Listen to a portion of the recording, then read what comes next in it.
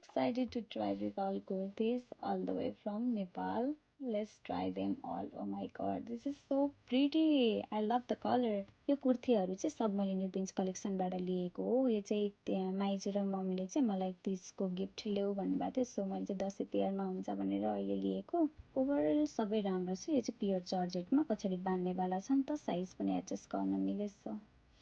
I loved it. Oh my god, look at that. It feels so nice. क्या यो चाहिँ chiffon, pure सिफनको रहेछ अनि लगाए जस्तो फिलै नहुने के, कस्तो सफ्ट फेब्रिक रहेछ। अनि यो दुपट्टा चाहिँ अर्गान्जा सिल्कमा रहेछ।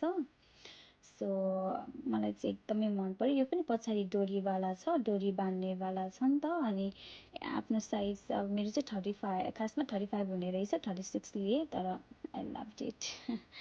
अनि अर्को लास्ट वान, यो चाहिँ डोला सिल्क फेब्रिकमा हो।